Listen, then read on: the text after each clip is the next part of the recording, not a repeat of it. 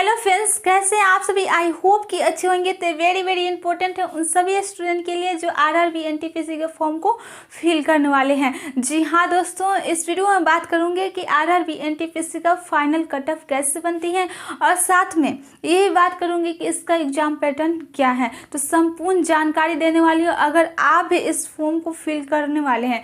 और अगर आप एक सीरियस स्टूडेंट है तो इस वीडियो को सीरियस पूरा देखिए, आपको बहुत मजा आने वाला है। तो चलिए फिर वीडियो को शुरुआत करते हैं। सबसे पहले मैं आपको ये बताती हूँ कि CBT 1 का एग्जाम पैटर्न क्या है। ठीक है, तो CBT 1 का सिलेबस क्या है। तो सिलेबस पहले बताती हूँ कि कहाँ से क्वेश्चन पूछ जाते हैं। तो देखिए, मैथ से क्वेश्चन पूछ जाएंगे। CBT 1 में मैथ से 30 क्वेश्चन पूछ जाएंगे, 30 नंबर का रहेगा। रीजनिंग से 30 क्वेश्चन 30 नंबर का। GK GS से 40 क्वेश्चन पूछ जाएंगे। ठीक है, 40 क्वेश्चन 40 नंबर का। टोटल आपसे 100 क्वेश्चन पूछे जाएंगे और 100 मार्क्स का रहेगा। ठीक है, 100 नंबर का। और इसके लिए आपको 90 मिनट जो है टाइम दिया जाएगा। 90 मिनट यानी कि 1.5 घंटे में आपको 100 क्वेश्चन सॉल्व करने हैं। ध्यान रखिएगा, प्रत्येक क्वेश्चन पर 1 मिनट से कम टाइम दिया जा रहा है। यहाँ पर आपको सोचने के लिए बिल्कुल टाइम नहीं है। आपको प्रत्येक क्वेश्चन एक बार पढ़ना है और एक बार में ही समझ में आ जाना चाहिए। यानी कि आपको सेकेंडों में जो है क्वेश्चन यहाँ पे सॉल्व करने हैं। ध्यान रखिएगा, यहाँ पे 100 क्वेश्चन है और टाइम कितना है, 90 मिनट। समझ में आ रही है ना। और क्या है, इसमें 1/3 की निगेटिव मार्किंग है। ये भी ध्यान में रखिएगा कि गलती बिल्कुल नहीं करना है। ठीक है, तुक्का बिल्कुल नहीं लगाना है। जिस क्वेश्चन में आप श्योर हैं उसी क्वेश्चन को टच कीजिएगा, अदरवाइज नहीं। क्लियर। अब देखिए, यहाँ पर 1/3 की निगेटिव मार्किंग है और क्या है, इसमें आपका कट ऑफ भी बनती है। और ये क्या है, क्वालिफाई नेचर का है। क्या है, क्वालिफाई नेचर का है। ठीक है, क्वालिफाई नेचर का है। यानी कि इसमें क्या है, CBT 1 एग्जाम आपको केवल क्वालिफाई करना है, पास करना है। इसमें आपका मेरिट नहीं बनेगा। मान लीजिए कि इसमें आप लाते हैं 80, 90, 95, जो भी आपका स्कोर आता है। अगर इसका कट ऑफ जा रहा है 70 से 75 कट ऑफ जा रहा है तो अपने को इतना ही लाना है, ज़्यादा उछलने की आवश्यकता नहीं है। इतना ही कट ऑफ जा रहा है तो इतना ही लाइए, क्योंकि यहाँ पे पॉइंटों से लोग छट जाते हैं। पॉइंट से लोग छट जाते हैं। और क्या है, क्वालिफाई नेचर का है। CBT 2 में जाने के लिए आपको पहले सीढ़ी पार करना ही होगा। ठीक है, एक क्राइटेरिया है जो आपको पूरा करना ही होगा, आप डायरेक्ट नहीं जा सकते हैं। तो क्या है, क्वालिफाई नेचर का। और ये जो पेपर होगा क्या होगा, न ज़्यादा टफ होगा और न ज़्यादा मतलब आसान होगा, मॉडरेट लेवल का रहेगा। ठीक है, ज़्यादा टफ क्वेश्चन नहीं आएंगे CBT 1 का पेपर। क्लियर, इतना समझ में आया। अब CBT 2 की बात करते हैं। तो CBT 2 में कहाँ से कितने क्वेश्चन पूछ जाएंगे। सिलेबस क्या है, सेम ही है, बस यहाँ पे क्वेश्चन की थोड़ा संख्या बढ़ गई है। और ये क्या है, टॉप लेवल के क्वेश्चन आएंगे, पेपर थोड़ा हार्ड आएंगे। तो क्या है, मैथ से क्वेश्चन पूछ जाएंगे, मैथ से क्वेश्चन पूछाएंगे, रीजनिंग से क्वेश्चन पूछाएंगे और GK GS से क्वेश्चन पूछ जाएंगे। और मैथ से 25 क्वेश्चन, रीजनिंग से 35 क्वेश्चन और मैथ से भी 35 क्वेश्चन और GK GS से 50 क्वेश्चन पूछ जाएंगे। ध्यान रखिएगा, इसमें से जो है साइंस के क्वेश्चन आपको 15 क्वेश्चन आएंगे साइंस से। और total number of question 120 question आपसे पूछे जाएंगे। प्रत्येक क्वेश्चन 1 मार्क्स का होगा, यानी कि 120 मार्क्स का क्वेश्चन होगा। ठीक है, 120 नंबर का रहेगा। और इसके लिए आपको जो है 90 मिनट टाइम दिया जाएगा, यानी कि इसमें भी आपको 1.5 घंटे टाइम दिए जाएंगे। सेम ही है, तैयारी आप यहाँ पे किए, सेम है। थोड़ा जो है क्वेश्चन यहाँ पे हार्ड लेवल का आएंगे, टॉप क्वेश्चन आएंगे, ध्यान रखिएगा। और इसमें क्या है, 1/3 की निगेटिव मार्किंग है। ये भी ध्यान रखिएगा कि यहाँ पर गलतियाँ बिल्कुल नहीं करना है, गलती करने से बचना है, तुक्का बिल्कुल नहीं लगाना है। जिस क्वेश्चन में आप श्योर हैं उसी क्वेश्चन को टच करना है, ध्यान रखिएगा, क्योंकि पॉइंटों से लोग छट जाते हैं। और क्या है, ये क्या है, ये तो था क्वालिफाई नेचर का। और ये क्या है, इस पे आपका फाइनली जो है मेरिट बनने वाली है। क्या है, मेरिट लिस्ट जो है इसी पे आपका बनेगी।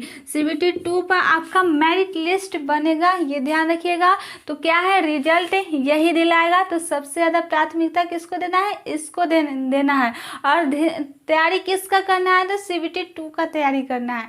टारगेट लेकर चलना है कि मुझे CBT 2 एग्ज़ाम की तैयारी करना है और इसी पे आपको रिजल्ट बनेगा, तो इसी को ध्यान देना है। इसका आप तैयारी कीजिएगा तो इसका भी तैयारी हो जाएगा, क्योंकि सेमी सिलेबस है।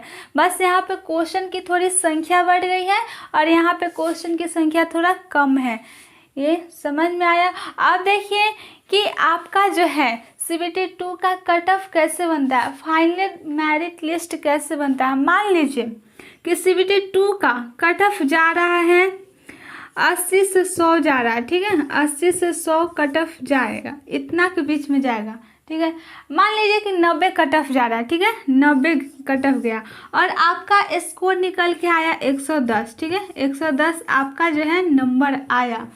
और क्या हुआ, तो इतना आपका नंबर आया और कट ऑफ इतना ही गया, तो आप इससे हैं ना ज़्यादा ऊपर हैं, तो ये तो आपका फिक्स है कि आपका जो है मेरिट लिस्ट में नाम रखा हुआ, ये तो फिक्स है। और क्या आपको प्रॉफिट होगा कि आप मान लीजिए कि आप टिकट क्लर्क यानी कि TC के लिए पोस्ट प्रेफरेंस डाले हैं और आपका यही इच्छा है कि मुझे यही वाला पोस्ट मिले और इसका कट ऑफ जा रहा है, मान लीजिए कि 80 कट ऑफ जा रहा है, ठीक है, 80 वालों के लिए ये पोस्ट रखा हुआ है और मतलब 80 वाले के ये पोस्ट मिलेगा और आपका स्कोर यानी कि आपका नंबर नॉर्मलाइज करके आया 110, आपका 110 नंबर आया और ये 80 वालों को मिलेगा, रखा हुआ है, इतना कट ऑफ जा रहा है और आपका इतना नंबर आया, तो क्या होगा कि ये जो है ये पोस्ट है डेफिनेटली आपको दिया जाएगा, ना कि 80 वालों को दिया जाएगा,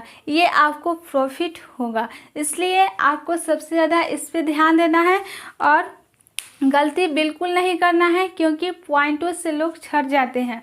और यहाँ भी ध्यान रखिएगा कि आपको 90 मिनट में 120 क्वेश्चन सॉल्व करने हैं, यानी कि इसमें आपको सोचने के बिल्कुल टाइम नहीं दिया जा रहा है, ये इशारा है कि आपको सोचना बिल्कुल नहीं है। तो क्या करना है कि आप जब भी तैयारी करें तो एग्ज़ाम में जाने से पहले, मेरे भाई, एग्ज़ाम में जाने से पहले आपको मॉक टेस्ट पेपर लगाना है। मॉक टेस्ट तो बिल्कुल देना है, क्योंकि मॉक टेस्ट आप दीजिएगा तब आपको क्या होगा, उससे प्रॉफिट क्या होगा कि आपके अंदर स्पीड आएगी, क्वेश्चन पढ़ने की स्पीड आएगी। बहुत सारे बच्चों को देखिएगा कि क्वेश्चन जल्दी, जितना जल्दी पढ़ के समझ के और आपको क्या होगा, टिक करना होगा। और ये भी रखिएगा कि ये क्या होगा, ऑनलाइन बेसिस एग्ज़ाम होगा, ऑफलाइन नहीं होगा, ये भी ध्यान रखिएगा। तो क्या होगा, आपको क्वेश्चन पढ़कर समझने में स्पीड आएगी और ऑनलाइन बेसिस जब एग्ज़ाम होगा तो ऑनलाइन ही आप मॉक टेस्ट दीजिएगा। हो सकता है आपको माउस चलाने में दिक्कत हो वगैरह, बहुत सारे प्रॉब्लम आती हैं, तो आप जब ऑनलाइन मॉक टेस्ट दीजिएगा तो उससे आपको फ़ायदा होगा। और क्योंकि ऑफलाइन में तो जल्दी जल्दी हम काम कर लेते हैं, लेकिन ऑनलाइन में प्रॉब्लम होती है। हो सकता है कि आप क्या होगा कि फर्स्ट वाले क्वेश्चन अगर आपका नहीं बन रहे हैं, भारी लग रहा होगा, हार्ड लग रहा होगा, तो हो सकता है कि लास्ट वाले जो क्वेश्चन है वो ईजी हो सकता है आप वो क्वेश्चन कर सकते हो। और जिस क्वेश्चन में अगर आपको उलझन वाली क्वेश्चन हो तो उसमें फंसना नहीं है, उसको स्किप कर देना है और आगे बढ़ जाना है। ठीक है, समझ में आ रही है ना मेरी बातें? और क्या करना है कि अच्छे से तैयारी करना है। तो चलिए, आई होप कि पूरा समझ में आ गया होगा। अगर आपको पूरा अच्छा समझ में आ गया तो आप ये कमेंट बॉक्स में ज़रूर बताएं कि आपको फाइनल कटअप, जो कटअप मैंने बताया वो आपको समझ में आया या नहीं। अगर समझ में आया तो कमेंट बॉक्स में लिखें यस, नहीं समझ में आया तो नो लिखें। अगर आप इस चैनल पर पहली बार आए हैं तो चैनल को सब्सक्राइब कर लीजिएगा, क्योंकि ऐसे ही वीडियो हम लाते रहते हैं। Thank you.